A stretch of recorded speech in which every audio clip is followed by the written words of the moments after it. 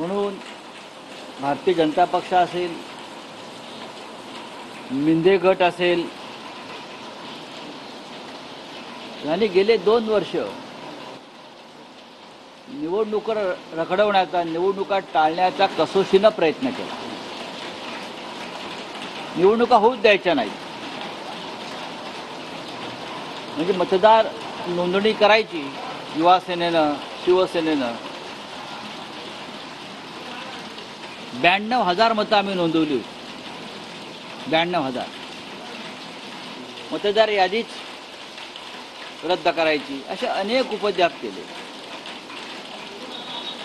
2 वर्षामध्ये अनेकदा निवडणूक घेण्याचं टाळण्यात आलं. शेवटी हायकोर्टानं दणका दिला आणि सिनेटच्या निवडणुका झाल्या काल. 10 पैकी 10 जागा जिंकून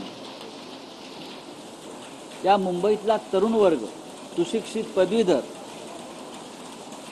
हा शिवसेना नेते, युवा सेना प्रमुख आदित्य ठाकरे यांच्या मागे, शिवसेनेच्या मागे उभा असल्याचं काल चित्र स्पष्ट झालं. याआधी पदवीधर मतदारसंघातसुद्धा शिवसेनेचा विजय झाला. आता सिनेटमध्ये म्हणजे पदवीधर मतदान करतात. त्याच्यामध्ये अनेक पदवीधर लाडक्या बहिणीसुद्धा आहेत मोठ्या प्रमाणात.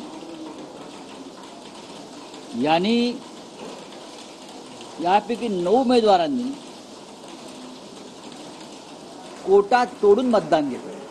ओव्हर जो कोटा आहे त्याच्यापेक्षा जास्त मतदान घेतलं. आणि जो आमचा शेवटचा उमेदवार आहे त्याने 865 मतं घेतली. आणि ABVP भारतीय जनता पक्षाची त्यांच्या सर्व उमेदवारांची मिळून 706 मतं आहेत. 706 सगळ्यांची मिळून.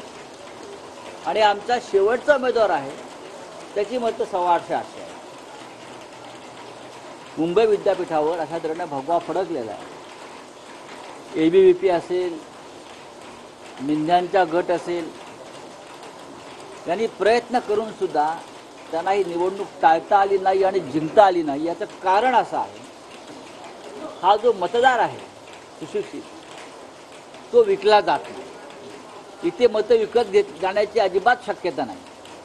त्याच्यामुळे मिंद्यांचं काही चाललं नाही. दुसरं म्हणजे हे मतदान हे EVMवर होत नाही, बॅलेट पेपरवर होतं. त्याच्यामुळे त्यांना काही गडबड करता आली नाही. मोठ्या प्रमाणात मुंबईतल्या तरुणांनी शिवसेनेला मतदान केलं. हे कल आणि लोकांची मानसिकता आणि लोकभावना काय आहे हे दाखवणारं एक चित्र मी तुमच्यासमोर मांडलेलं आहे.